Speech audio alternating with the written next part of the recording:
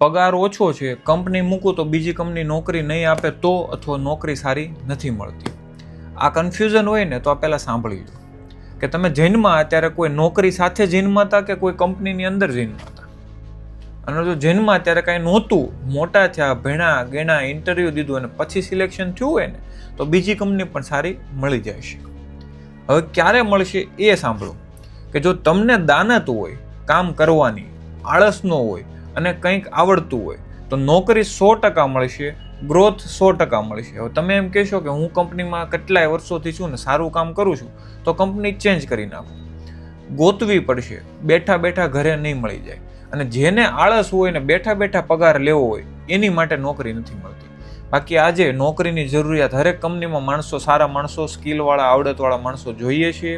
પગાર પણ કંપનીને સારો આપવો છે.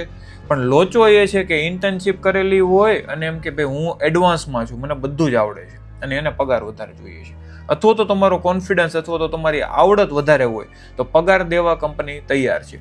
હું બધી કંપનીની વાત નથી કરતો, અમુક કંપની ચૂસવા માટે પણ બેઠી છે કે ભાઈ ખાલી ને ખાલી એને માણસને ચૂસી લેવો છે 10,000, 15,000, 25,000, 50,000 આપીને. પણ એ કંપનીને આપણે ચેન્જ કરી શકીએ છીએ. બાકી કોઈ એમ કહેતું કે પગાર નથી મળતો, નોકરી નથી મળતી તો એ ખોટી વાત છે. પગાર પણ મળે છે, નોકરી પણ મળે છે. આપણી પાસે એ આવડત નથી જે લોકોને જોઈએ છે. આવડત હોય અથવા તો જે ધગસ હોય કામ કરવાની તો થોડું ઘણું લેટ ગો કરવું પડશે. એક તો હું ભાઈ બોન્ડ નહીં કરું તો અમુક કંપની બોન્ડ સિક્યુરિટી એની પણ જોઈએ. તો બોન્ડ નહીં કરવું, લોકેશન આઘો નહીં જાઓ, સાંજે ટાઈમિંગ આ જોઈશે, ઓલું જોઈશે, કંઈક ને કંઈક લેટ ગો કરવું પડશે. આપણી પર્સનલ કંપની નથી, પર્સનલ બિઝનેસ નથી. એટલે થોડું ઘણું લેટ ગો કરવું પડે, થોડું ઘણું કોમ્પ્રોમાઇઝ કરવું પડે. અને બાકી કામ કરીને બતાવો ને પછી ન આપતી હોય તો તમે સામેથી કહી શકો. બીજું, બીક શેની નહીં રાખવાની.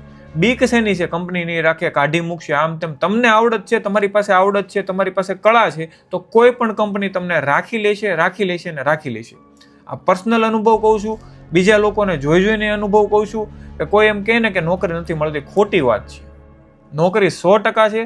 કાં તો તમારામાં કોમ્યુનિકેશન સ્કિલ ઘટે છે, કોન્ફિડન્સ ઘટે છે. તમારી આવડત હોય તો કોન્ફિડન્સ ને કોમ્યુનિકેશન સ્કિલ ડેવલપ કરો, નોકરી 100% મળશે.